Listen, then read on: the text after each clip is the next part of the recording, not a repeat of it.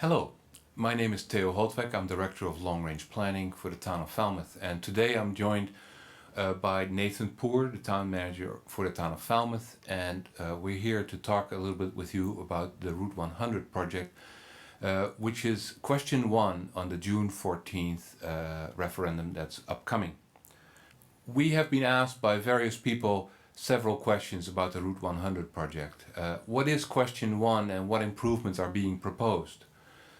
How much do those improvements cost and how will they be paid for? And when and how is the town going to get this project done? We've recorded a longer presentation that we'll make available on the town's website, but this is an abbreviated version to give you the highlighted information about this project, and for that I'm going to turn it over to Nathan. Thank you, Theo, and we happen to be here offering this information and this message to you today, but it's on behalf of the Route 100 Visioning Committee. It was a committee of citizens and business owners that were appointed by the town council to develop this plan, and they put a lot of work into this over the last couple of years. And so I'm about to tell you what this project is about. First, the Route 100 scope starts with fixing the safety of intersections with dedicated turn lanes at both the Mountain Falmouth Road and Layton Road intersection. Both of these intersections will be increased in size to accommodate additional turning lanes, be safer, and also handle traffic capacity well into the future. The second aspect of the project will be to rebuild Route 100 from Layton Road to Libby Bridge. This is the part of the road that is in the worst shape. We have tried to put patches and surface pavement on it in the past, including the state of Maine, but the road is only as good as the condition at its base layer, and this road needs a lot of work at its base. That's what drives the cost for a project like this. We're also going to improve the pedestrian safety by adding sidewalks, and we're also going to add street and pedestrian lighting with LED fixtures. Finally, the project is also going to include a public sewer between Layton Road and Mountain Road. There's some sewer on the very ends, depending on where you are in that location, but we're going to connect it so that the entire area between Layton and Mountain Road will be sewered. We're going to replace the deteriorating storm drainage system. Many of the culverts are completely failed, rusted out on the bottom, and need to be replaced. And we're going to add bicycle lanes from the Portland line to Libby Bridge. Now I'd like to get into some of the construction costs. This is more than a $10 million project. Construction costs right now are estimated. The interest on $6 million, which is what we're proposing to borrow, is going to add some cost. The visioning and the planning and the engineering will include some cost, along with the preliminary plans. So the project as a whole will be approximately $10.3 million, but when you add interest over the course of time, it will approach $12 million. So how are we going to fund this project? As stated before, the majority of this project will be funded with borrowing of up to $6 million. We're also fortunate enough to have a substantive partner in the Maine Department of Transportation, and they're going to contribute up to $4 million of the project. So that really rounds out the majority of the funding sources.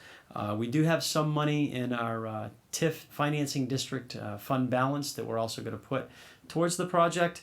And that's really what I want to talk about next is what is a tax increment financing district. You can learn a whole lot more about this by watching the extended video, but I'm going to just focus on the highlights of a TIF right now.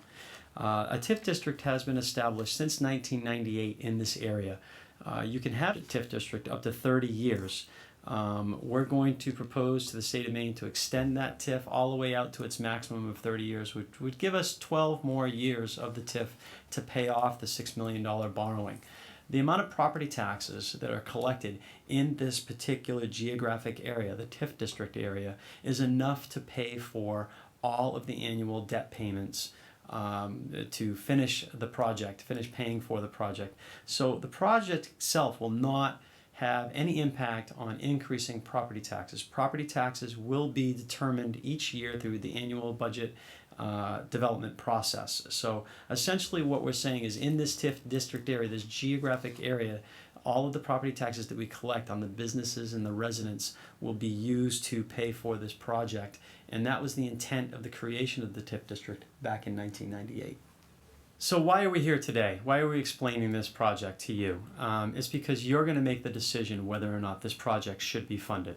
The voters will be going to the polls on June 14th to answer question 1, yes or no. If you're interested in this project, then you'll grant the town council and staff the authorization to spend up to $10.5 million on this project, with $6 million of it coming from general obligation bonds, $4 million or up to $4 million from the Maine Department of Transportation, and using existing funds that are available in the TIF Development District fund balance.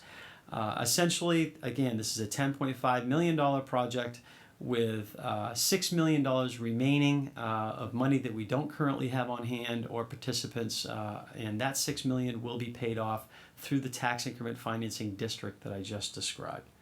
And as I said, this is the shortened version of the tutorial or explanation of this project. If you want to find more information about this, I'm going to let Teo describe where you can find that. Thank you, Nathan. We posted a lot of information at the town's website, falmouthme.org. If you go to government or search for Route 100 Committee, all the Route 100 information is posted there. The plans, the cost estimates, the longer presentation, this shorter presentation, it's all there. If you come to Town Hall, we have posted the design plans in the hallways of the ground floor of Town Hall, so you can in person look at the plans and see what it's all about. Or you can contact me, and my contact information is on the screen with any questions that you may have, and we'll do our best to answer all of your questions. We hope this was informative, and we hope that you go to the polls on June 14th. And thank you so much for watching. Have a great day.